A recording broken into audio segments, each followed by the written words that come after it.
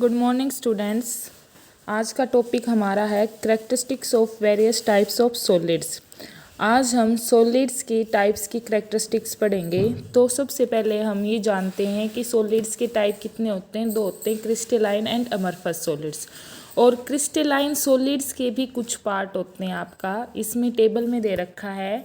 First part is molecular solids, second is ionic solid, third is metallic solid, fourth is covalent solid.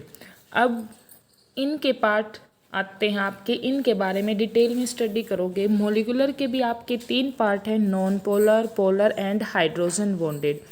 अब सबसे पहले इनके बारे में स्टडी करते हैं कि किस टाइप के पार्टिकल से मिलकर बने हुए होते हैं।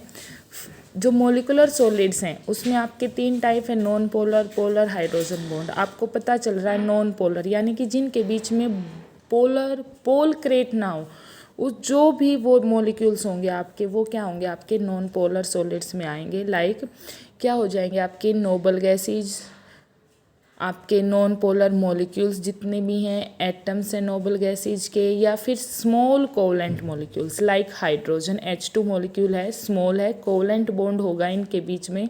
तो ये किस की कैटेगरी में आते हैं, नॉन पोलर की कैटेगरी में आते हैं।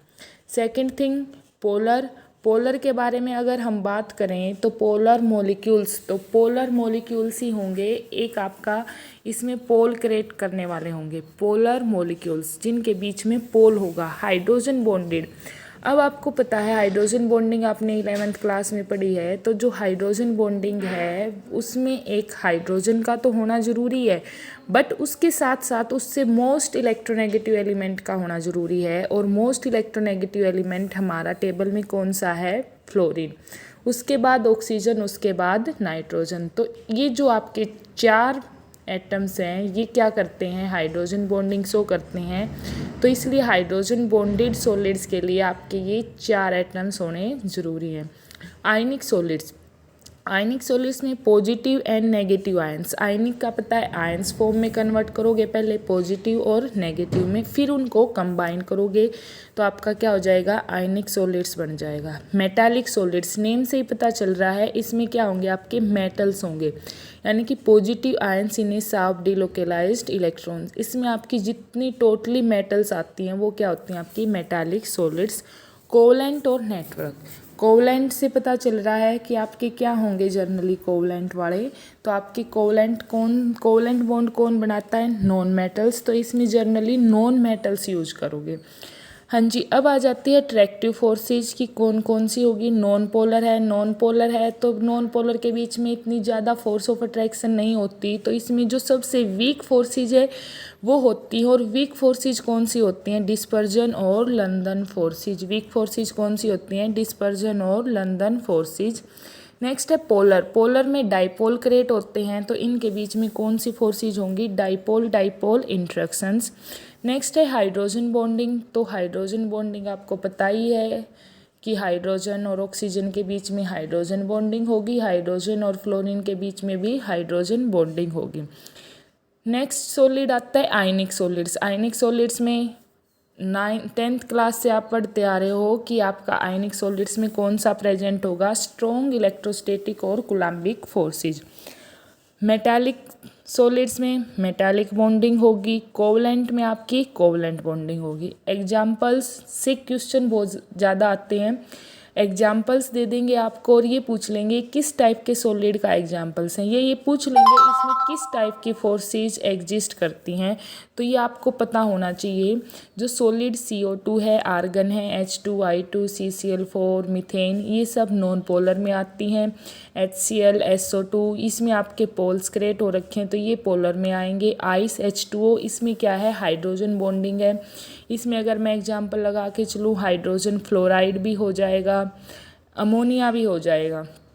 फिर आते हैं आयनिक सॉलिड्स के लिए आपको पता होना चाहिए कि आयनिक सॉलिड्स में एक मेटल्स और एक नॉन मेटल्स दो होती हैं। तो एक मेटल्स और एक नॉन मेटल्स जहाँ पे भी दिखाई दे वो क्या होगा, आपका आयनिक सॉलिड्स होगा। मेटालिक सॉलिड्स, जो आपकी कॉमन मेटल्स यूज करते हो आप, copper, silver, iron, magnesium, gold और सम एलॉयज, ये सब किसके एग्जाम्पल हैं, आपके मेटालिक सॉलिड्स के। कोवलेंट में नॉन मेटल्स, या फिर क्वार्ट्स में होगा आपका SiO2, silica carbide, diamond, graphite. ये सब क्या आपके कोवलेंट सॉलिड्स हैं और नेटवर्क सॉलिड्स हैं। अब बात आती है कि फिजिकल प्रॉपर्टीज़ कैसी होंगी इनकी। तो फिजिकल प्रॉपर्टीज़ में सबसे पहले फिजिकल नेचर की, ये सॉफ्ट होते हैं या फिर ये हार्ड होते हैं। नॉन पोलर है, फोर्स ऑफ अट्रैक्शन कम है तो सॉफ्ट, पोलर में भी सॉफ्ट। हाइड्रोजन बॉन्डिंग में फोर्स ऑफ अट्रैक्शन आ जाती है तो उसमें क्या होगा आपका हार्ड हो जाएंगे। आयनिक सॉलिड्स में हार्ड होंगे, बट आपने 10th में पढ़ा है स्ट्रक्चर क्या होता है इनका, ब्रिटल होता है, तो ये हार्ड के साथ साथ क्या होंगे, ब्रिटल भी होंगे। मेटालिक सॉलिड्स हार्ड होंगे, बट जो मेटल्स हैं वो प्रॉपर्टी रखती हैं मेलेबिलिटी की और डक्टिलिटी की, तो ये मेलेबल भी होंगे और डक्टाइल भी होंगे। कोवलेंट क्या होंगे, हार्ड और सॉफ्ट। जो आपका इसमें एक एक्सेप्शनल केस है क्वार्ट्स, डायमंड, ये सब के सब हार्ड होंगे, बट जो ग्रेफाइट है वो एक एक्सेप्शनल केस है, वो सॉफ्ट होगा। हाँ जी, मेल्टिंग पॉइंट की बात आती है, नॉन पोलर वेरी लो होगा क्योंकि इनके बीच में पोल्स क्रिएट नहीं है, या फिर लगा के चलो फोर्सेज ऑफ अट्रैक्शन कम है, तो जो आपका मेल्टिंग पॉइंट है वो क्या होगा, कम होगा। पोलर का लो होगा, उससे ज़्यादा होगा।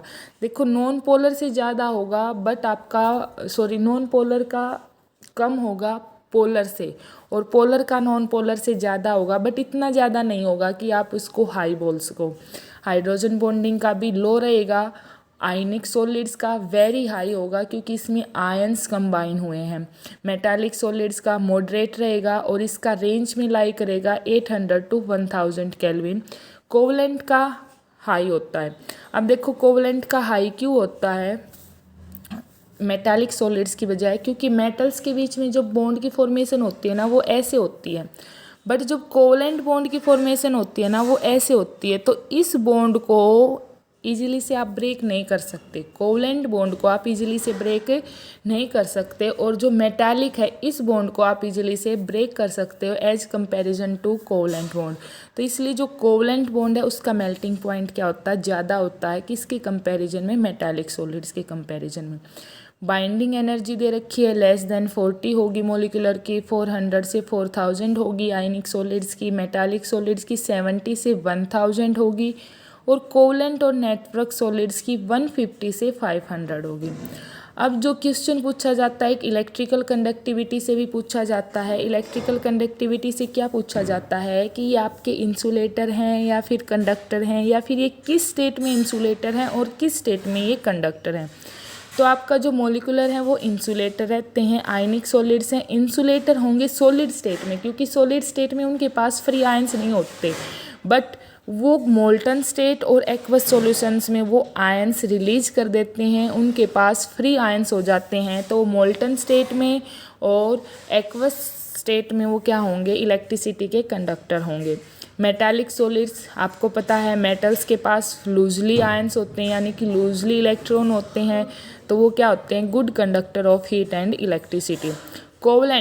कोवलेंट में जनरली नॉन मेटल्स का यूज़ होता है, तो नॉन मेटल्स के पास क्या है, फ्री आयंस नहीं होते, तो ये क्या होते हैं, इंसुलेटर होते हैं। बट इसमें एक एक्सेप्शनल केस है ग्रेफाइट, क्योंकि ग्रेफाइट में क्या होता है, ग्रेफाइट में एक कार्बन 3 कार्बन के साथ बॉन्ड फॉर्मेशन करता है और एक इलेक्ट्रॉन फ्री होता है।